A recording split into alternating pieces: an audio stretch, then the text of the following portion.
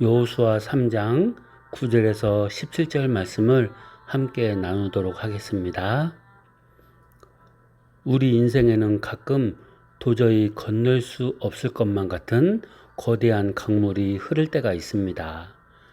평소에는 무릎 정도 오던 강물도 장마가 지고 눈이 녹아내리는 곡식 거두는 시기가 되면 제방을 넘어 모든 것을 삼켜버릴 듯이 범람합니다.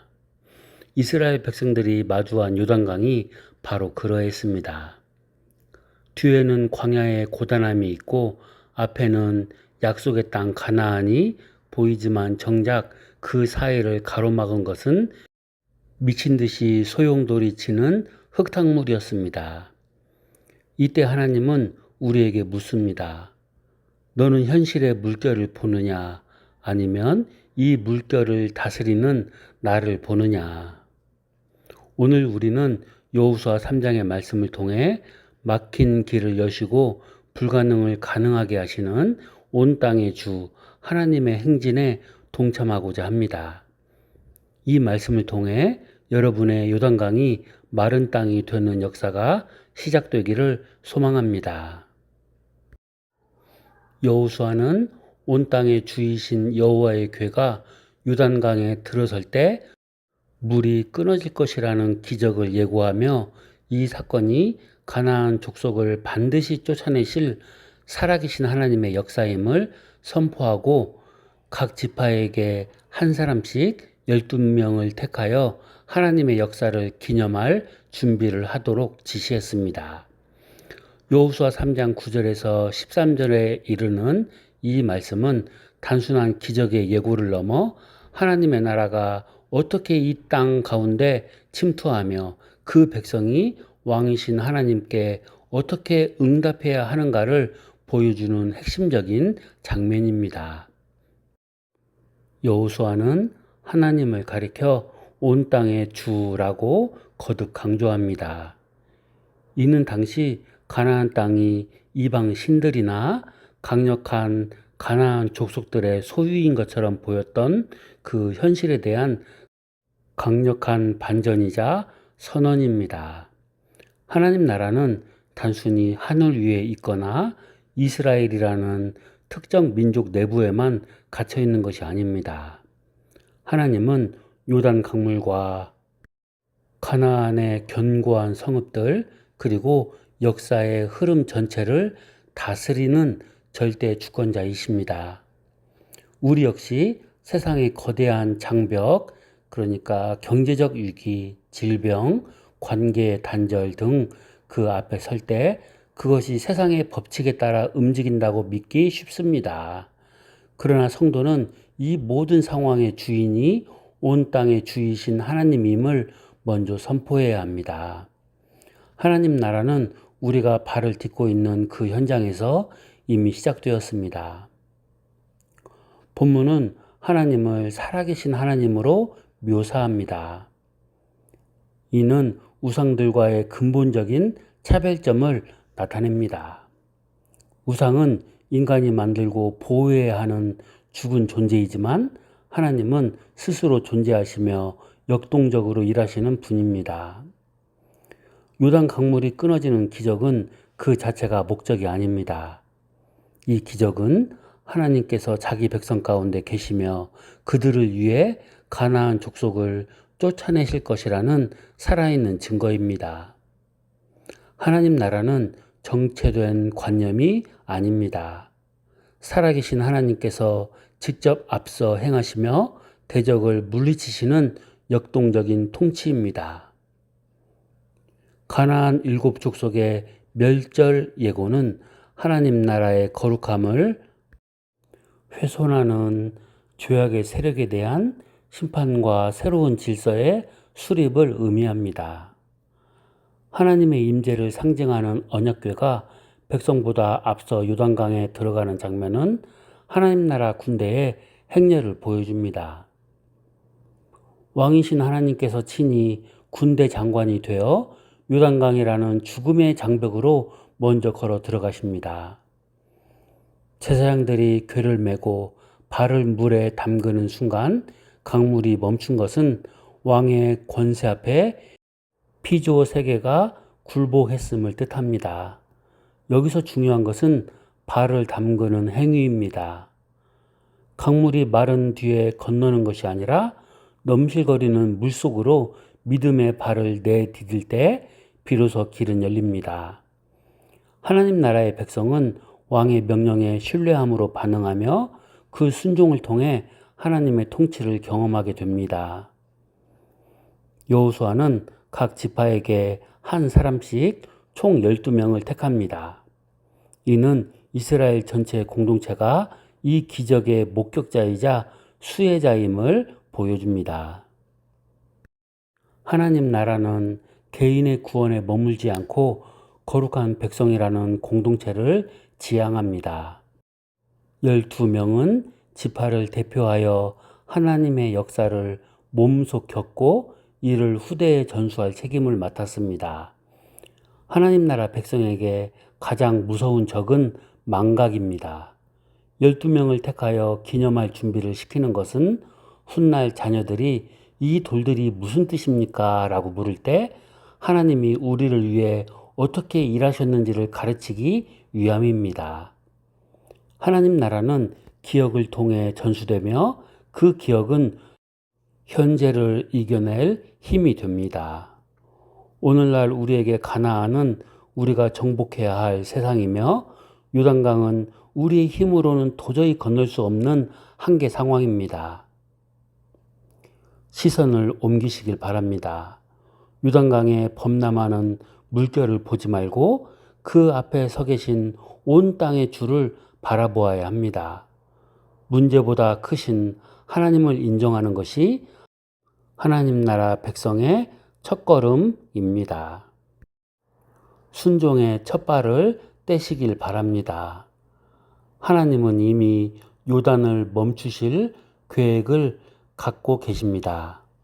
그러나 그 역사는 제사장들의 발이 물에 닿을 때 시작되었습니다. 안락한 강둑에 머물지 말고 말씀에 의지하여 현실의 위기 속에서 한 걸음을 내디뎌야 합니다.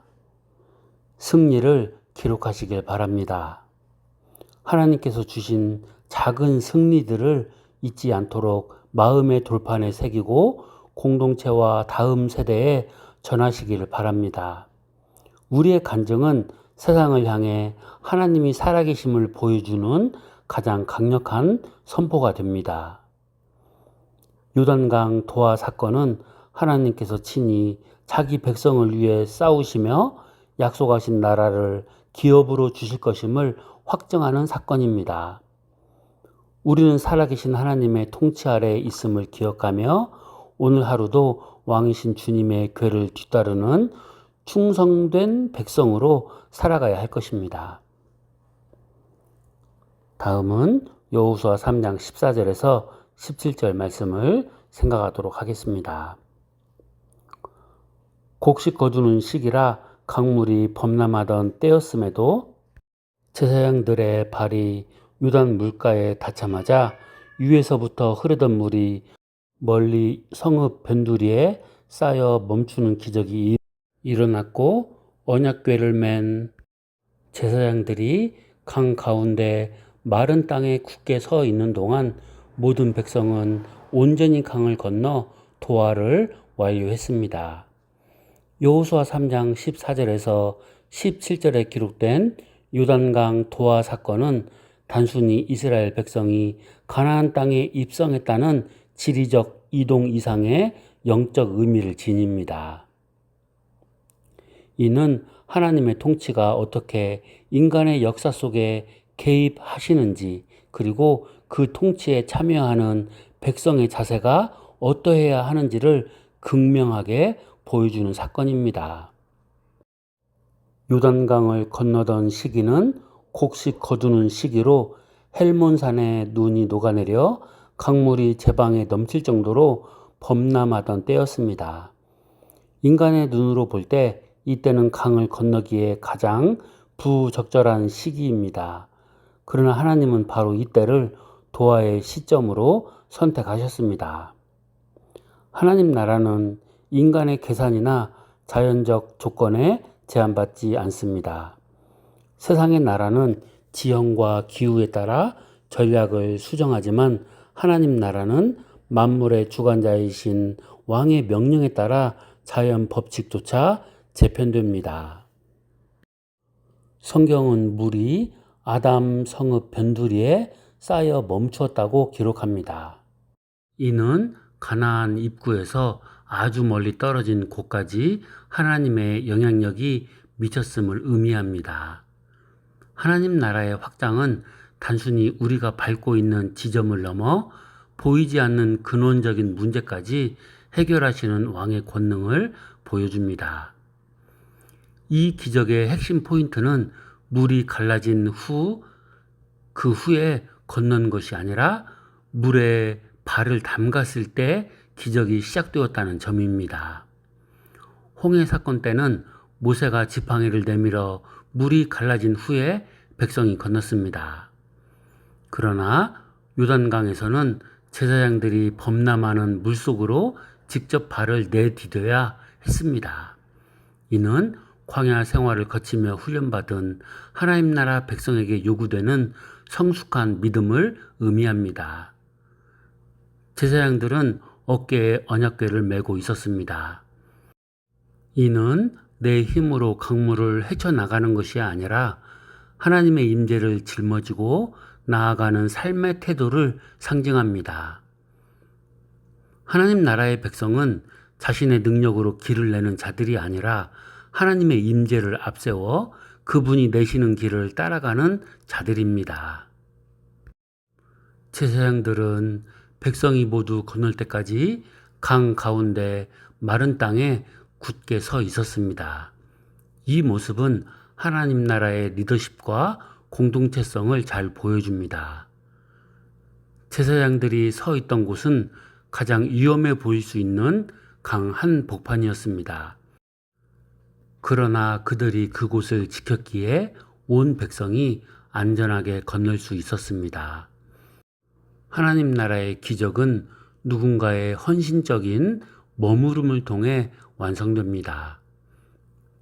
타인이 안전하게 약속의 땅으로 건너가도록 기꺼이 강 바닥에 머무는 사랑, 그것이 하나님 나라를 지탱하는 힘입니다.